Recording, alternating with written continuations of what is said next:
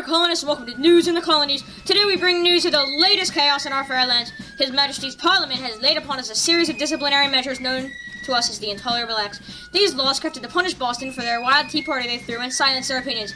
They have caused an uproar throughout all the colonies, from the Boston Harbor to the Philadelphia halls of Congress. Our fellow patriots are gathering, protesting, and debating.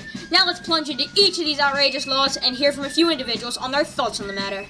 Indeed, friends, the first act is the Boston Port Act, which has struck at the very heart of Boston's economy. With Boston's harbor closed, no ship may enter or leave. This means a halt to all marketing, and many of Boston's merchants face extinction. To learn more, we spoke with Mr. Samuel Adams, a loyal defender of liberty who shared his thoughts outside of his home. Good people of these colonies, what Parliament has done to us is an insult to our rights and a direct blow at Boston's livelihood. With our port closed, merchants lose their trade, dock workers stand inactive. But Parliament is mistaken if it believes that we shall shut up. For our cause is fair, and I vow we shall endure, resist, and if need be, sacrifice all for defense of liberty. Thank you, Mr. Adams. The next act that causes great distress is the Massachusetts Government Act. This law dismantles our control over our local government, handing authority to a royal governor appointed from London. Our elected assembly has been stripped of power, and many officials now serve at the governor's disposal. For perspective, we bring you thoughts from Mr. John Adams, a respected lawyer and cousin to Samuel Adams, who has lent his voice for the cause. These acts are overpowering and cruel, plain and simple.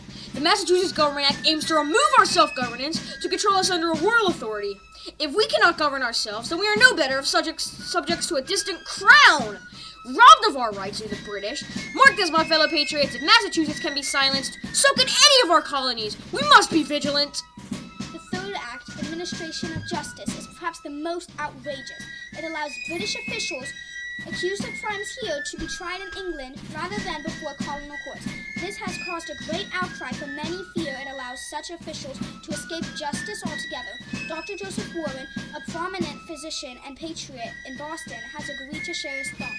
This act is a license for tyranny. If British officials are above our laws, then where is justice? If they may return to England for their trials, then it does not matter what wrongs they commit here. They are free to act without fearing consequences. Shall we accept a government that shields its officers while placing its citizens under an iron fist? I say no! Thank you, Dr. Warren. Now we turn to the Quartering Act, which sparks fear into the hearts of all households throughout the colonies. This law orders that colonists must pay for British soldiers to have comfortable living conditions. It seemed by many as an invasion of the rights of the colonists to have to pay for these men who we don't even want here. Mrs. Mercy Otis Warren, a respected writer and advocate for liberty, has shared her thoughts on this unsettling matter.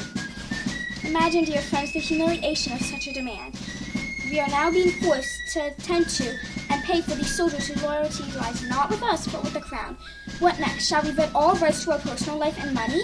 This Quartering Act is yet another chain upon our freedom, a symbol that we are nothing but subjects to a distant power. As the First Continental Congress meets in Philadelphia, our leaders brainstorm a united response.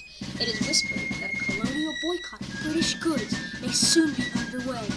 A move that, if successful, shakes some sense into London. The Congress has named this plan the Continental Association, a pact that will unite against tyranny.